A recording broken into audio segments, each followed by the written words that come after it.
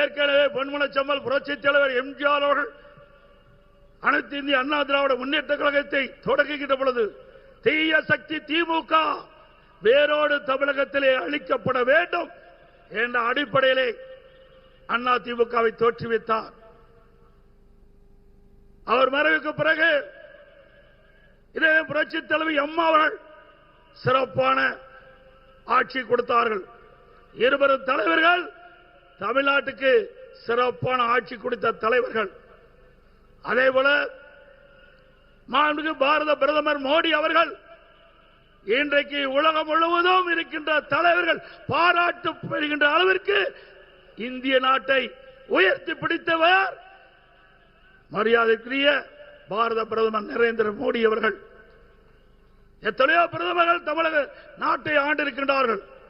ஆனால் இந்திய நாட்டிற்கு பாரத பிரதமர் நரேந்திர மோடி அவர்கள் பதவி ஏற்ற பிறகு மிகப்பெரிய பெருமை கிடைக்கப்பெற செய்திருக்கின்றார்கள்.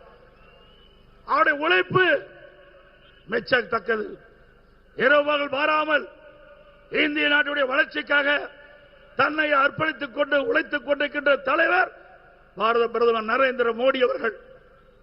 அண்ணா திமுக, பாரதிய ஜனதா, பாட்டாளி மக்கள் கட்சி, அம்மா மக்கள் முன்னேற்ற கழகம் மற்றும் கட்சியோடு பல கட்சிகள் இணைந்து அற்புதமான கூட்டணி அமைத்திருக்கின்றோம். நம்முடைய கூட்டணி இயற்கையான கூட்டணி, வெற்றி கூட்டணி, அண்ணா திமுக கூட்டணி. திராவிட முன்னேற்ற கழகம் ஆட்சி பொறுப்பேற்று 5 ஆண்டுகள் ஆகின்றன. 5 ஆண்டு காலத்தில் திராவிட முன்னேற்ற கழகத்துடைய சாதனை 5 லட்சம் கோடி தமிழகத்திலே கடன் பெற்று இந்தியாவிலேயே கடன் வாங்குவதிலே முதல் மாநிலம் தமிழ்நாடு. அந்த சாதனை தான் இன்றைய முதலமைச்சர் படைத்திருக்கின்றார். 73 ஆண்டு காலம் பல கட்சிகள் தமிழ்நாட்டை ஆண்டிருக்கின்றன. 2021 வரை தமிழ்நாட்டுடைய கடன் அளவு 4,85,000 கோடி. 2021 2026 வரை திராவிட முன்னேற்ற ஆட்சி அவர்கள் வாங்கிய கடன் 5 லட்சம் கோடி. எந்த ஒரு பெரிய திட்டமும் இதுவரை கொண்டு வரப்படவில்லை. எனக்கு முன்னாலே பேசுவதில் குறிப்பிட்டதை போல தமிழ்நாடு வளர்ச்சி பெறுவதற்கு, தமிழ்நாட்டில் ஒரு பெரிய திட்டம் கொண்டு வருவதற்கு எந்த நடவடிக்கையும் எடுக்கப்படவில்லை. ஆனால் அதிமுக ஆட்சி இருக்கின்ற பொழுது மத்திய அரசோடு இணக்கமாக இருந்து தேவையான திட்டங்களை பெற்றோம், தேவையான நிதிகளை பெற்றோம். தமிழகம் ஏற்றம் பெற்றது. இந்தியாவிலேயே தமிழகம் முதன்மை மாநிலம் என்ற பெருமையை அதிமுக ஆட்சி அடைந்தோம். இன்றைக்கு மத்தியிலே பாரதிய ஜனதா ஆட்சி இருக்கின்ற பொழுது பாரத பிரதமரிடத்தில் வேண்டுகோள் வைத்தோம். அவருடைய வேண்டுகோளை ஏற்று கங்கை புனரமைப்பதை போல நம்முடைய காவிரி நதி ஜீவநதி, நடந்தாய்வாளி காவிரி இரு அவையினுடைய கூட்டத்திலே மேதகு குடியரசுத் தலைவர் உரையிலே இடம்பெற செய்து இன்றைய தினம் 11,600 கோடி மத்திய அரசு இந்த திட்டத்திற்கு நிதி ஒதுக்கீடு செஞ்சிருக்கிறது. ஆனால் அந்த திட்டத்தை நிறைவேற்ற இன்றைய முதலமைச்சர் முயற்சி செய்யவில்லை, முடக்கி வைத்திருக்கின்றார். ஆனால் பேசுவது மத்திய அரசிலிருந்து எந்த திட்டம் வரவில்லை, எந்த நிதியும் கொடுக்கவில்லை, தமிழகத்தை மத்திய அரசு வஞ்சிக்கிறது என்று ஒரு அவதூறு பிரச்சாரத்தை பரப்பி வருகிறார். திரு ஸ்டாலின் அவர்களே, மத்தியிலே ஆளுகின்ற பாரதிய ஜனதா அரசாங்கம், மரியாதைக்குரிய பாரத பிரதமர் நரேந்திர மோடி அவர்கள் நமக்கு கொடுத்த வாக்குறுதியின் அடிப்படையிலே நடந்தாய்வாளி காவிரி திட்டத்திற்கு 11,600 கோடி ஒதுக்கி இருக்கின்றால் அதை ஏன் செயல்படவில்லை? நிதி கொடுக்கப்பட்டு விட்டது.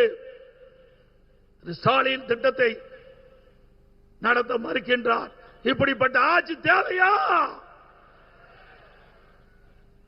இன்றைக்கு கோயம்புத்தூர், திருப்பூர், நீலகிரி 23 சட்டமன்ற தொகுதி 2021 ஆண்டு நடைபெற்ற சட்டமன்ற பொது தேர்தல் இதே கூட்டணி அமைத்திருந்தோம். மக்களுடைய ஆதரவை பெற்றிருந்தோம். 23 இடத்தில் 17 இடங்களிலே வென்றோம். 23 இடத்தில் 17 சட்டமன்ற தொகுதி வென்ற கூட்டணி தேசிய ஜனநாயக கூட்டணி. இன்றைக்கும் அதே கூட்டணி அமைத்திருக்கிறோம். 23 சட்டமன்ற தொகுதியும் 100க்கு 100 வெற்றி பெறும் தேசிய ஜனநாயக கூட்டணி, அண்ணா திமுக தலைமை தாங்குகின்ற கூட்டணி 100க்கு 100 வெற்றி பெறும். அதுவும் கோவை மாவட்டம் இன்றைக்கு அண்ணா திமுக கோட்டை 10 இடம், 2021 10 இடம், 10 இடத்திலும் அண்ணா திமுக நம்முடைய கூட்டணி வெற்றி பெற்று ஒரு இடம் கூட திமுகவுக்கு கிடைக்கவில்லை. அவர்கள் ஆட்சியில் இருந்திருக்கலாம், ஆனால் இங்கே ஆட்சி செய்தது நம்முடைய கூட்டணி. அதே போல நடைபெற்ற சட்டமன்ற பொது தேர்தல் 234 இடங்கள், அதிலே அண்ணா திமுக தலைமையில் அமைக்கப்பட்ட தேசிய ஜனநாயக கூட்டணி 210 இடங்களிலே வெல்லும் வெல்லும். நம்முடைய கோயம்புத்தூர் மாநகரத்திலே பல்வேறு திட்டங்களை நிறைவேற்றி கொடுத்திருக்கின்றோம். அதே போல நீலகிரியிலே பல்வேறு திட்டங்கள். நாம் கேட்ட மருத்துவக் கல்லூரி மாண்புமிகு பாரத பிரதமர் ஊட்டியிலே மிகப்பெரிய மருத்துவக் கல்லூரி மருத்துவமனை கொடுத்திருக்கின்றார். திருப்பூர் மாவட்டத்திற்கு அற்புதமான மருத்துவக் கல்லூரி மருத்துவமனை கொடுத்திருக்கின்றார். இதை விட என்ன வேண்டும்? ஒரே ஆண்டில் மத்திய அரசாங்கம் நாம் கேட்டுக்கொண்ட அந்த கோரிக்கையை ஏற்று தமிழ்நாட்டு மக்களுடைய நன்மை கருதி 11 மருத்துவக் கல்லூரி கொடுத்து இன்றைக்கு நமக்கு ஒரு மிகப்பெரிய அடையாளத்தை கொடுத்திருக்கின்றார். இந்த மாவட்டம், இங்கே கோவை மாவட்டம், நீலகிரி மாவட்டம், திருப்பூர் மாவட்டம், 3 மாவட்டம் ஒன்றாக கலந்து இந்த கூட்டம் நடந்து இருக்குது. இந்த 3 மாவட்டத்தில் 2 மாவட்டம் ஊட்டி, திருப்பூர் 2 இடத்தில் 2 மருத்துவக் கல்லூரியை கொடுத்த அரசு மத்திய அரசு. திமுக ஆட்சிக்கு வந்து 5 ஆண்டுகளாகிறது. ஒரு மருத்துவக் கல்லூரி உங்களால் கொண்டு வர முடிஞ்சதா?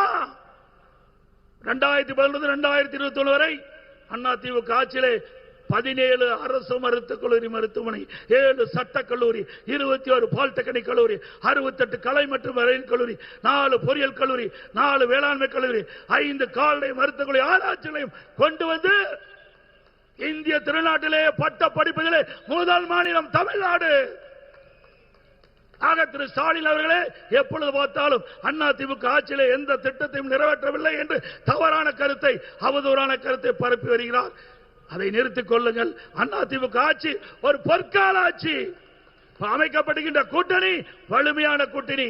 மத்தியிலே பாரத பிரதமர் அவர்கள் இந்த தமிழகம் மட்டுமல்ல, இந்திய நாட்டில் அனைத்து மாநிலத்துடைய வளர்ச்சியை இன்றைக்கு அவருடைய தலைமையிலே பார்க்கின்றோம்.